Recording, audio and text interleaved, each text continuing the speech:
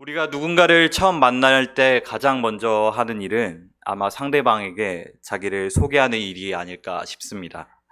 자신의 이름은 무엇이며, 또 나이는 얼마나 되었고, 또 고향은 어디이며, 또 직업은 무엇인지 등을 상대방에게 나에 대한 정보를 제공해 줌으로써 자신이 어떤 사람인지 인식하도록 하는 것이 바로 자기 소개입니다. 자기를 나타내는 다양한 요소들이 참 많이 있는데 그 가운데 특히 이 이름은 상대방과 나 자신을 구별하기 위한 특별한 요소입니다.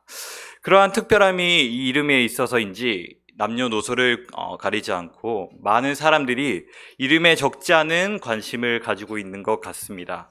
예를 들면 아이를 임신한 부부는 뱃속에 있는 이 태아를 향해 튼튼이, 쪼꼬미, 축복이 등과 같은 태명을 지어 불러주기도 하며 또 10달을 채우고 세상으로 나온 아이에겐 엄마 뱃속에서 있을 때 그토록 많이 불러줬던 이 태명 대신에 몇 날 며칠을 고심한 끝에 멋지고 예쁜 이름을 지어주기도 합니다. 그뿐만 아닙니다. 사람에게만 이런 이름을 지어주는 것이 아니라 함께 살아가는 애완동물에게도 예쁜 이름을 지어주기도 합니다. 갈색 털을 가진 우리 푸들에게는 초코라는 이름을, 그리고 그리고 금색 털을 가진 이 골든 리트리버에게는 인절미라는 등의 귀여운 이름을 붙여주기도 합니다. 그리고 동물에게만 이름을 붙여주는 것으로 끝나는 것이 아닙니다. 더 나아가 혹 누군가는 이 첫 차례 소유한 그 기쁨으로 말미암아 자동차에게 부릉이, 소닉 등과 같은 자신만의 애칭을 부르기도 하고, 또 어린 소녀는 자신의 인형에 이름을 붙여가며 자신과 같은 인격체로 생각하여 소꿉놀이를 하기도 합니다. 올 2019년 태어난 아이 약 18만 명 중 가장 인기 있는 남자 이름, 여자 이름을 통계를 한번 조사를 해봤습니다. 남자 이름의 경우 같은 경우에는 1위는 서준, 2위는 하준, 3위는 시우가 차지했고, 여자 이름으로는 1위는 지안, 2위는 하윤, 3위는 서아가 차지했습니다. 올해 태어난 아이들 가운데 이 이름을 가진 아이들을 우리 주위에서 쉽게 찾아볼 수 있을 것 같습니다. 또 교회 안은 어떻습니까? 교회 안에는 이 변치 않는 주님의 마음과 같이 늘 한결같이 보이는 이름들이 참 많이 있습니다. 찬미, 하은, 예은, 주영, 영광, 그리고 다윗, 바울, 모세, 사무엘 등과 같은 성경 인물들까지 제가 다니는 이 신학교에만 가봐도 이 출석을 부를 때 얼마나 많은 모세와 바울과 사무엘들이 계신지 모르겠습니다. 이처럼 이름이라는 것은 인간의 생애와 뗄래야 뗄 수 없는 관계입니다. 첫 인류였던 아담이 했던 일을 한번 우리가 살펴볼까요? 하나님의 창조 사역이 끝나고 첫 인류였던 아담이 가장 먼저 한 사역은 바로 자신에게 나온 이 동물에게 이름을 지어줬던 것입니다. 너는 목이 기네? 그러면 기린? 너는 얼룩무늬를 가지고 있네? 그러면 얼룩말? 너는 코가 기네. 그러면 코가 기니까 내 이름은 코끼리야. 그 이름을 짓는 실력이 얼마나 대단한지 인류 역사상 아담을 뛰어넘을 만한 그런 탁월한 장면가는 전무후무할 것입니다. 이처럼 우리와 관계하는 모든 것에 이름을 짓는 버릇은 아마 아담으로부터 물려받지 않았나 싶습니다. 오늘 우리가 읽은 이 출애굽기 3장은 모세의 소명장으로서 모세가 하나님의 산 호렙에 이르러 불타는 떨기나무 가운데 나타나신 하나님을 만나 그의 부르심을 받는 장면입니다. 그러나 여러 가지 이유로 약해질 대로 약해지고 또 소심해진 이 모세는 하나님의 부르심에 선뜻 나서지 못하고 있습니다. 하나님께서 출애굽의 소망을 그에게 맡겨서 이제 그 바로에게 그리고 이 이스라엘 백성들에게 이 모세를 보내려고 하는데 그때 모세가 주춤하면서 하나님께 질문하는 내용이 담겨 있습니다. 모세는 이제 하나님께 두 가지 질문을 하는데 하나는 자신이 누구이기에 바로에게 가며 이스라엘 자손을 애굽에서 인도해낼 수 있겠느냐는 것과 다른 하나는 그렇게 모세 자신에게 말씀하고 계신 하나님 당신은 과연 누구십니까? 라는 것입니다. 본문은 이제 하나님과 이 모세가 본격적으로 대화를 시작합니다. 그런데 이때 서로에게 고민이 하나 생겼습니다. 모세는 자기 자신에게 찾아온 이 하나님이 도대체 누구인지 정확히 모르는 것이었습니다. 반대로 하나님도 고민이 생기신 것입니다. 하나님은 너무 크신 분이라 당신을 모세에게 설명하는 데 있어서 어려움을 겪으시는 것 같습니다. 이런 한계성이 창조주 하나님과 피조물인 인간 사이에는 존재할 수밖에 없습니다. 우리가 개미 한 마리를 딱 잡아서 딱 보고 딱 이렇게 말을 합니다. 너 내가 누군지 아니? 라고 이렇게 물어볼 때 개미의 입장에서는 우리가 너무 거대하기 때문에 우리가 누구인지 인식할 수 없는 것처럼 우리가 그 크신 하나님을 알고 이해한다라는 것은 쉽지 않습니다. 모세는 이제 하나님께서 반드시 너와 함께할 것이고 너를 통해 무엇인가를 일하실 것이라는 사실을 알아들었습니다. 그런데 문제는 모세에게 있어서 그 말씀하신 분이 도대체 누구인지를 모르겠다라는 사실입니다. 모세가 하나님의 명령을 수행하기 위해서는 이스라엘 백성들이 따르도록 설득을 해야 하는 그런 상황이었습니다. 그러나 그 명령을 한 분이 누구인지도 모르는 상태로 이스라엘 백성들에게 가는 것은 도저히 말도 안 되는 상황이었습니다.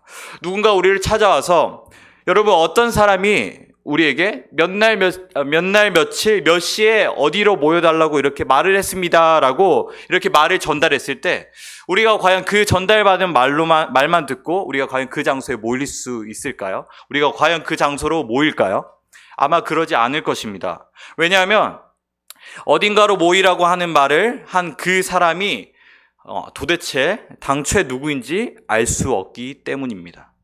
하나님께서 하신 명령을 준행하기 위해서는 모세는 백성을 설득해야 했습니다. 만약 이스라엘 백성들이 모세를 따르지 않는다면 하나님께서 명령하신 구출 작전은 성공할 수 없기 때문이었습니다. 그래서 모세가 자신을 찾아오신 하나님께 질문을 던지는 내용이 오늘 저와 여러분이 읽은 본문의 내용입니다. 13절 말씀을 함께 읽어보겠습니다. 13절입니다. 시작. 모세가 하나님께 아뢰되 내가 이스라엘 자손에게 가서 이르기를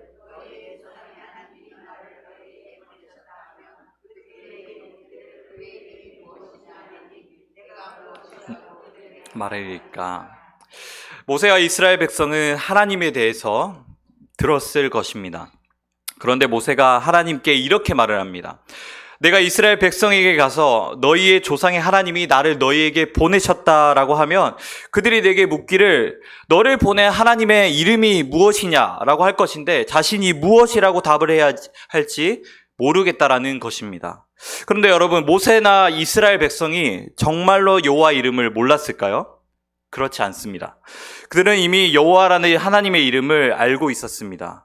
이미 성경 앞부분에서 우리가 확인할 수 있듯이 하나님께서는 여호와라는 당신의 이름을 여러 번 밝히셨습니다.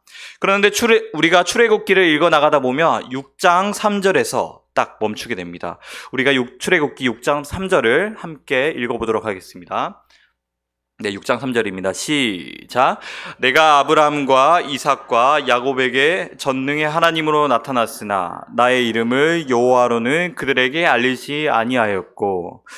족장들의 이야기에서 족장들 스스로 심지어 창세기 12장 이전에서조차 여호와라는 말이 자주 언급되고 사용되어지고 있는데 이 표현은 좀 생뚱맞은 것처럼 보입니다. 하지만 여호와로는 그들에게 알리지 아니하셨다라는 이 표현을 보고 이스라엘이 여호와의 이름을 몰랐다고는 말할 수 없습니다. 하나님께서 당신의 이름을 여호와로는 알리지 않았다고 하신 이 표현은 하나님께서 이스라엘 백성에게 하나님의 이름으로 여호와를 가르쳐 주시긴 하셨지만 그 여호와 하나님이라는 이름이 가진 고유한 특성으로는 그들에게 알려주시지 않은 것입니다. 여호와라는 이름이 이스라엘 백성들에게는 분명히 알려졌으나 그 여호와라는 이름이 가진 속성, 특성으로 나타난 여호와 하나님에 대해서는 이스라엘 백성들에게 알려주신 게 없다라는 것입니다. 하나님께서 모세에게 여호와라는 이름을 처음으로 선포하고 계신 것이 아니라 여호와 하나님이라는 그 이름이 가진 본질의 뜻을 모세에게 처음으로 알리고 계신 것입니다. 족장들도 하나님을 여호와라고 그 이름을 불렀지만 그들은 여호와라는 이 이름이 가진 하나님의 넓고 깊은 그 뜻에 대해서는 그들이 제대로 알지 못했습니다. 그래서 여호와 하나님께서 모세에게 나타나셔서 여호와 하나님의 이름의 의미에 대해서 알려주시고 계시는 것이 바로 오늘의 사건입니다. 그렇다면 여호와라는 이 하나님의 이름이 가진 의미는 과연 무엇일까요? 우리 14절 말씀을 다 함께 읽어보도록 하겠습니다. 14절입니다. 시작. 하나님이 모세에게 이르시되 나는 스스로 있는 자이니라. 또 이르시되 너는 이스라엘 자손에게 이같이 이르기를 스스로 있는 자가 나를 너희에게 보내셨다 하라. 첫 번째로 나타난 여호와라는 하나님의 이름의 의미는 우리의 역사 속에서 나타나셔서 자신을 계시하신다는 것입니다. 하나님은 영원하십니다. 그 영원하신 하나님은 인간의 역사 속에서 실제로 경험케 하시고 또한 깨닫게 하시는 하나님이십니다. 우리가 하나님의 존재를 생각함에 있어서 그저 존재만 가지고 계신 하나님이라고 생각하는 것은 하나님에 대한 오해입니다. 하나님은 우리의 삶 속에서 그리고 역사 속에서 살아계시고 역사하시는 분으로 증명되실 하나님이십니다. 하나님은 당신의 역사 속에서 조금씩 당신이 어떤 분이신지 계시하시는 분이십니다. 이스라엘 백성은 그 역사 속에서 그동안 이름만 듣고 알았던 여호와 하나님을 경험하면서 하나님이 어떤 분이시라는 것을 배워가야 했습니다. 그러나 이스라엘 백성은 자신들의 삶에서 하나님을 알아가는 것에 점점 관심을 저버리기 시작했습니다. 자신들 앞에 닥친 현실로 인해 하나님을 알아가는 것을 뒤로 한 채 그들은 하나님을 버리고 우상 숭배의 길로 접어들게 되었습니다. 우리의 삶도 이와 같습니다.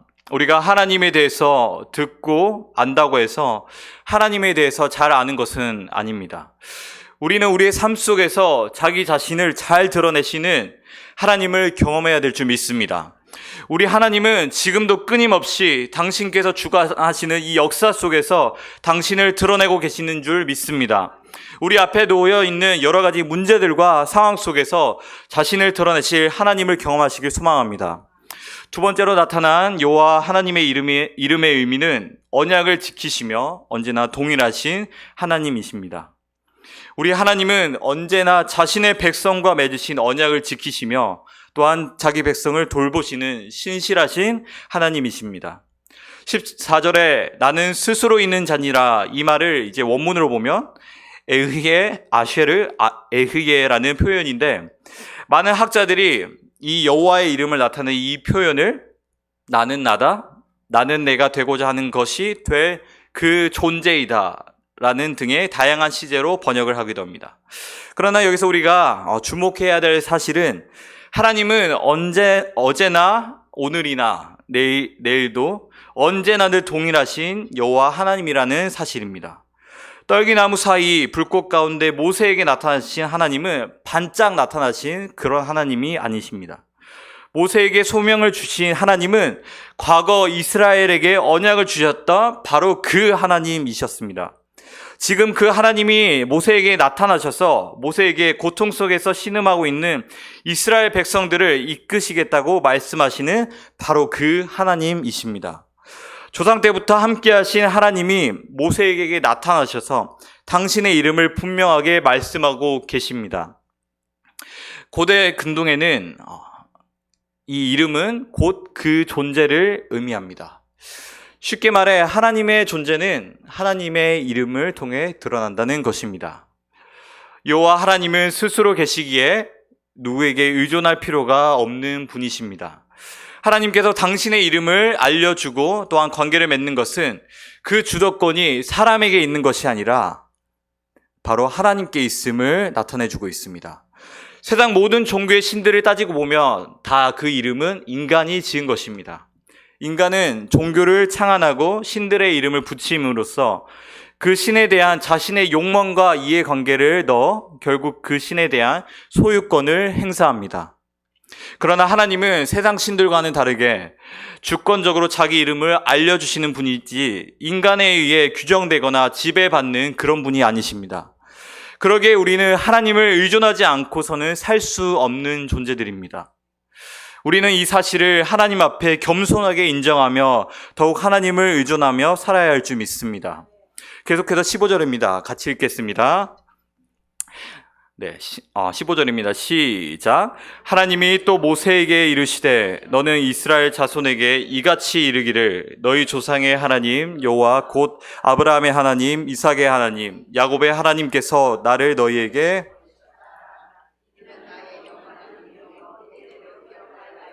증언이라. 아멘. 하나님은 어제나 오늘이나 언제나 동일하신 하나님이십니다. 이스라엘 조상들에게 약속하신 그 언약을 반드시 지키시는 하나님이 바로 여호와 하나님이십니다. 여호와라는 그 이름에는 영원히 변하지 않으며 언제나 신실하신 하나님의 그 속성이 담겨져 있습니다. 이스라엘 백성들이 애굽에서 400년이란 동안 종살이하는 가운데 하나님이 모세를 찾아오셔서 나는 너희 조상 때로부터 너희의 하나님이 바로 나 여호와라는 그 사실을 언급하고 계십니다. 모세를 통해 400년의 종살이에서 이스라엘 백성들을 구출하려 하는 하나님이 바로 아브라함과 이삭과 야곱에게 약속하신 것을 반드시 지키시는 하나님이심을 보여주는 신실하신 하나님이십니다. 이름과 관련해서 저에게 있었던 작은 에피소드를 말씀드리며 말씀을 마무리하려고 합니다. 제가 예전에 친한 동생들과 함께 일본으로 여행을 갔을 때였습니다. 이제 한국에 귀국하기 전에 이제 기념품을 사기 위해 이제 그 돈키호테라는 잡화점을 방문하기로 했습니다. 그런데 저희 중에 이 돈키호테를 들어본 적은 있지만 한 번도 가본 적이 없는 동생이 있었습니다. 그것을 안 다른 동생들이 이제 농담으로 이 돈키호테가 이 돈가스를 파는 맛집이라고 이렇게 했는데, 돈키호테를 가본 적이 없는 이 동생은 돈키호테 이 돈이 한자로 돼지 돈자인 줄 알고 정말 그것을 믿게 되었습니다. 이제 그렇게 어느덧 잡화점은 돈가스 맛집으로 둔갑하게 되었습니다. 그렇게 돈가스 맛집을 기대한 동생과 함께 이제 돈키호테라는 그 잡화점을 향해 발걸음을 옮겼습니다. 저 멀리서 돈키호테라고 적힌 큰 간판과 큰 건물이 보이는데요. 그것을 본 동생이 이야, 저 돈가스 가게 진짜 크네 라며 엄청 맛집인가 보다 라며 엄청난 기대를 하며 입구에 도착을 했습니다. 이제 입구에 도착을 하니 이제 수많은 사람들이 양손에 돈키호테라고 적혀있는 이 비닐봉투를 들고 나오는 것을 보고, 야, 사람들이 양손 가득 포장까지 해서 나오는 거 보면 정말 엄청난 맛집이네 라며 감탄을 했습니다. 그런데 여러분, 다시 말씀드리지만 이 돈키호테는 만물상이지 돈가스 맛집이 아닙니다. 1층에 돈가스 가게가 없는 것을 이제 동생이랑 확인을 하자 동생을 제외한 나머지는 맛집은 원래 맨 꼭대기층에 있어 라며 이렇게 한 층 한 층 데리고 에스컬레이터를 타고 이렇게 구경을 하며 올라갔습니다. 그렇게 저희는 5층까지 올라갔는데요. 그러나 하지만 돈가스 맛집은 당연히 있을 리가 없었습니다. 그래서 동생이 언제까지 눈치를 채지 못할까 하는 마음에, 야, 식당은 따로 엘리베이터를 타고 6층으로 올라가야 돼. 왜냐하면 고급 호텔 레스토랑도 이 전망대에 있는 꼭대기층에 엘리베이터를 타고 가야 되니까 아마 이 맛집도 이 6층에 있을 거야 라며 이 동생에게 속삭였습니다. 네, 이렇게 저희는 엘리베이터를 기다리고 있었는데 이제 딱 때가 마침 엘리베이터가 오자 동생이 먼저 그 엘리베이터를 탔는데, 그 엘리베이터 안에는 이미 돈키호테에서 일하는 직원이 타고 있었습니다. 동생이 위에 올라가려고 엘리베이터를 타자 직원이 이상한 눈으로 위아래를 훑기 시작했습니다. 그렇게 이상한 눈으로 쳐다보는데 그때 동생이 당당하게 나는 손으로 위층으로 올라간다. 네, 이렇게 표시를 하자 더 이상한 눈으로 쳐다보기 시작했습니다.